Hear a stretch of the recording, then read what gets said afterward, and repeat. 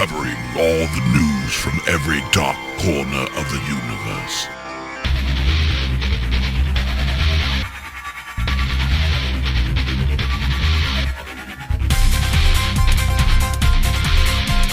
SliceofSciFi.com.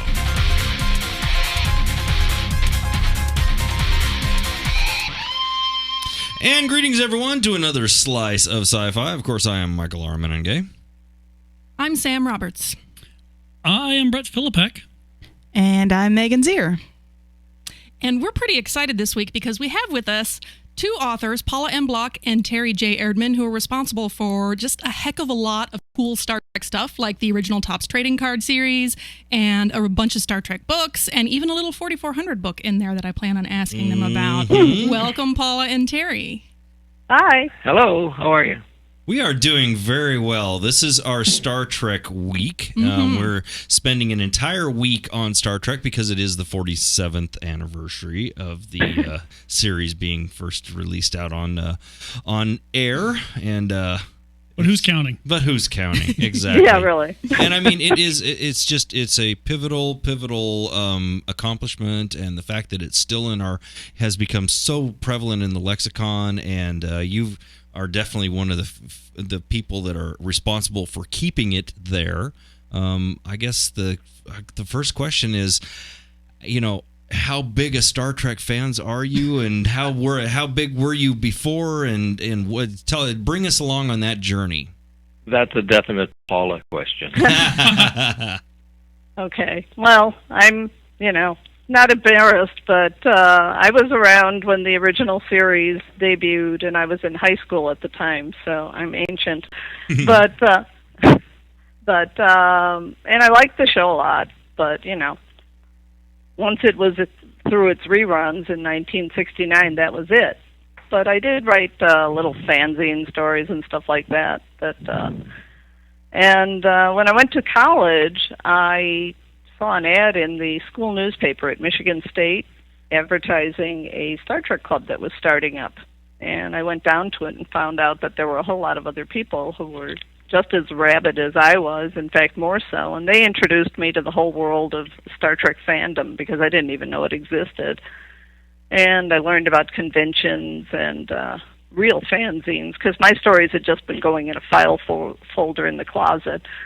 And learned about all that stuff. And as a result of that, I got pretty involved with fandom and then again dropped out of it at a certain point when I got a real job. And in 1989, I had moved to Los Angeles by that time. And Terry, who I'll end up turning this over to at this point, had worked on Star Trek V, The Final Frontier, as unit publicist. And as part of his duties to the studio, the marketing department asked him if he knew anybody who knew a lot about Star Trek who also had a background in publishing. And he did, of course. She was living with him. And he introduced me to the folks at the studio, and I stayed there for 19 years. Wow. Yes, so Paula's history goes all the way back to the beginning. And she doesn't really say a lot about the fanzine stories that she wrote, but there were a lot of them, and they were, for decades she's been writing the things. Awesome. Yeah. Wow. So this Topps thing really caught my attention because there's tons of Star Trek memorabilia out there, and I'll be honest with you, I go to conventions, and I'm kind of a big Star Trek geek. But I had no idea these things were out there. And so my question for you guys is, of all the things that were out there, you picked this one to kind of write about and get behind. How did of all the things you could have picked, why this one? We didn't quite. It didn't quite come about that way.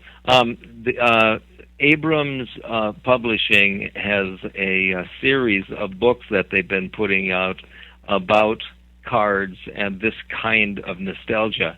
All related to the different iconic Topps trading cards from over the years. Oh, right. okay. They have a book out about the Garbage Pail Kids cards, and the Mars Attacks cards. And they just came out with a book on Bazooka Joe. Oh, wow. from the bubblegum. Yeah. And so we had... we had done 2 previous books with them about Star Trek. Yeah, we were surprised about maybe 4 years ago when we got a telephone call from Abrams Books and suggested that we write a book about the Star Trek the original series for a series of books that they have called 365 books. And they had covered many subjects, New York City and the Grateful Dead and the Grand Canyon and many titles, and they wanted to do one on Star Trek the original series.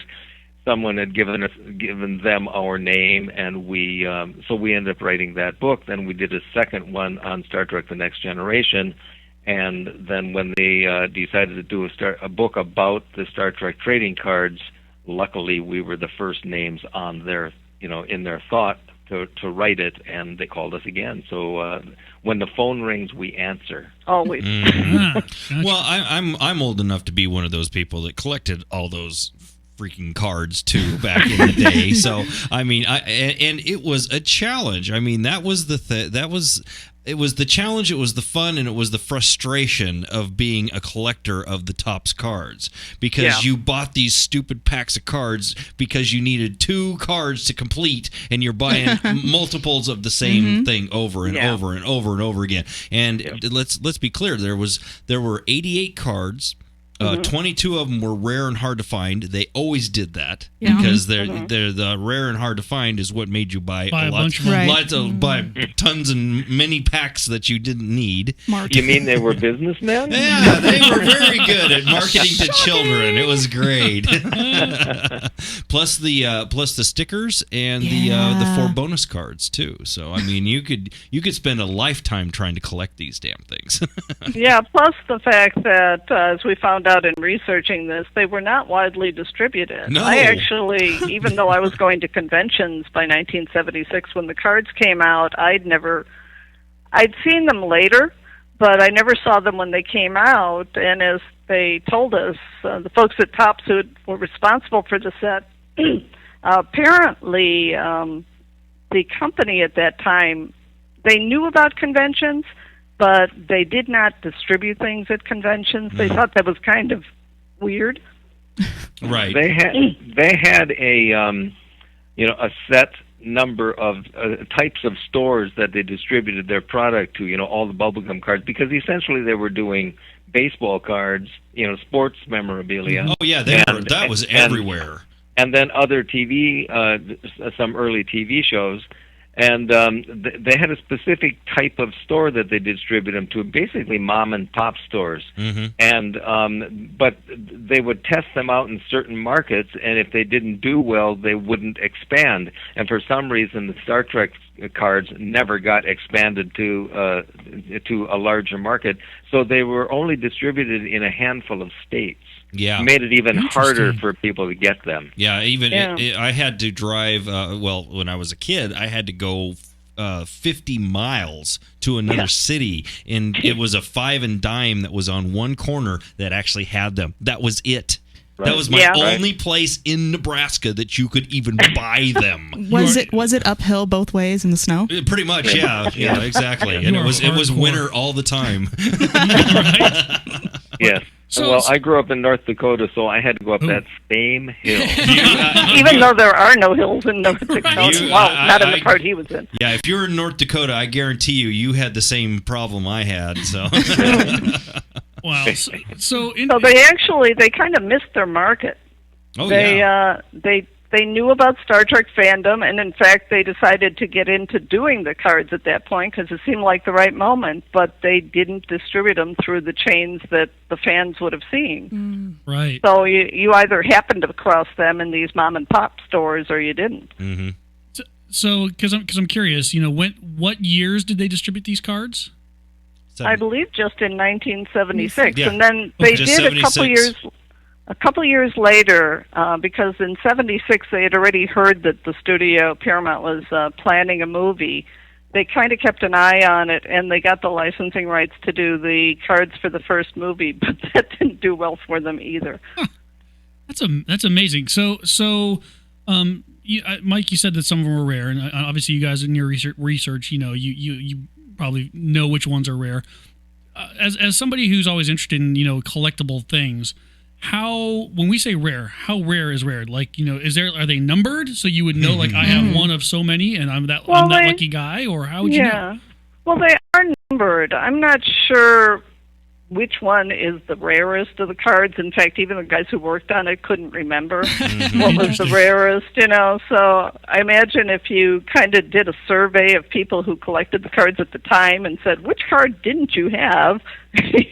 You might be able to find that out a little easier. But the cards were numbered, and they all had names on them. So, some of the people who did collect them at the time might be able to give you some idea. There's a guy who runs a hobby shop named James Sawyer, who we worked with, talked to about the book, and he was a rabid fan too. And he's written some loving columns about that on his blog site, But so he might know. But as for rarity, even the rarest of these cards isn't all that rare. You can find them on eBay. I would say the most expensive one you could find might be $10, and that's for a really good copy of it that doesn't have any scratches and was printed, not off register or something like some of the cards are. Yeah, but they're all reprinted in the book, right? Yeah, they're all reprinted in the book. I bet you if you went out searching for them, you could not find a complete set because collectors don't want to give up what they have. Exactly. Yeah. But which is probably the reason that the book exists. The entire set is reprinted front and back in the book. The rarest card, of course, would have been the Sulu card with George Takei, because for some reason they didn't include him in the cards. That's right. They said that there were only 6 major characters when in fact there were 7, and neither George Takei nor his character Sulu were mentioned. And that's the reason when we did the book, it was Paula's idea. The first thing she said was, I want to do a Sulu card, and she suggested it to Abrams, and they let us do it. So there's 4 brand new cards in the back of the book. And 2 of them are Sulu. 2 of them are Sulu cards. Awesome. Nice. That is awesome. Yeah, so we've managed to have a book, even though it's not quite out yet. It's coming out on September 24th. And but we had an advance copy sent to George Takei. It should be in the mail to him right now. We're hoping we hear from him in a week or so and say, I got your cards. That's fantastic. Yes, and we're hoping he's not still holding a grudge against Topps for not featuring him. Right. He's probably been thinking about it for years. Oh yes, like there's not enough things out there with his image. We can always use more. He's doing pretty good for himself these days. He is. He's doing great. We actually were hoping that maybe he'd write the introduction to this, but we got a really nice thanks, but no time. Yeah, he's on Broadway. He's busy. Right. That's right. He is. That's true. Yeah. So you've got a lot of other books you've written in the Star Trek milieu. Do you have a particular favorite? Oh yeah. Oh. We are real Deep Space Nine fans. Oh yeah. Nice. And the favorite book that we worked on, and even though my name is more prominent on it than Paula's, we worked equally on the book. It's the Deep Space Nine Companion. It has 500,000 words. It took 7 years to write. Wow. Yeah, we worked on it for 7 years, not full time, obviously, but many hours a week for 7 full years, and it really was a labor of love. And we just think there's a lot of fans who say they love the original series, or they love the Next Generation, or they love Voyager, and they maybe didn't follow Deep Space Nine as much as the others. But we know that to be a real mistake, because we just think it is the best of all the series, and that's our favorite book that we've written. I will tell you, as a DS9 fan, I remember seeing this book. I actually may have acquired it at one point in my past. Yeah, well, unfortunately, at some point it just went out of print because, as with the show, it didn't have a huge following, so it didn't sell in big numbers. So at a certain point, the publisher kind of just let it go out of print. So the only places I've seen it are on generally when, Amazon has their private market and eBay has them, so you'll usually find them on there for upwards of $35-40 usually on it, but they're still out there, some of them. I'm convinced they still have some locked up in their warehouse. Changing the subject just slightly, our other favorite book that we've written is the Monk Episode Guide. We were lucky enough to be able to work on the Monk television show, and that was really a lot of fun. I bet. Monk was super fun. But, at the time we're working on a book, they're all our favorite books. Right. Well, the one the one that caught me was the 4400, because I'm a huge 4400 fan. That was an underappreciated show. It really was. It really was, and we loved it. And, unfortunately, the publisher decided not to go ahead and finish off the series, so we only did the first couple of years on it. But because a lot of the people who worked on that show had come over there from Star Trek and Deep Space Nine, the writers and producers were great. They were very friendly and, let us ask them anything. And we thought it really was an underappreciated show. Well, that's really sad, because you had a great opportunity of actually telling the story beyond what actually got filmed and actually aired. To wrap some stuff up for the people that actually want it wrapped up. Those of us still I know, and since the showrunner was Ira Stephen Bear, he would have told you everything. Absolutely. We sometimes had to kind of filter him a little bit because we didn't want him to lose too many jobs in the future. Give away too much. That's funny. Wow. So, the classic Star Trek debate is who's your favorite captain, and it usually comes down to, Kirk or Picard. But since you're Deep Space Nine fans, do you have a different perspective on that? Paula? That's a very difficult question. It's a difficult question. I think each of the shows is so different from the other that each captain, I believe, is correct for the show. Yeah, I think Janeway is wonderful for Voyager. I think Archer, Scott Bakula did a fantastic job for Enterprise, which I would defend. By the way, I really like Enterprise, and a lot of people sort of diss the show a little bit. But it's difficult to not like the original on things. So people like the first Beatles single better than later on. People like the first Rolling Stones album better than, people like it. You kind of can't help that. And so therefore, Kirk will always pretty much be the icon. Yeah, if I worked on a starship, and I had a lower level job on a starship, I think the guy I'd like in the captain's chair would be Kirk. Even though Picard was much better at talking his way out of things because he was a diplomat, I think I'd like Kirk in charge, because I think he'd get us out of it. Although, the red shirt average was pretty bad on the ship. Right, you just wouldn't want to be in a red shirt if you were. Yeah, I don't want to be wearing a red shirt on that ship, but otherwise I'd be fine. Well, maybe you don't want to be a lower level member of that crew. Well, no, you just don't want to be on any of the landing party missions. Which is funny because one of the fanzines I used to work on was about... Right? That's awesome. One of the fanzines I used to write stories for was about lower level landing party that nobody knew about on the ship, who were goofing up all the time, but they didn't die.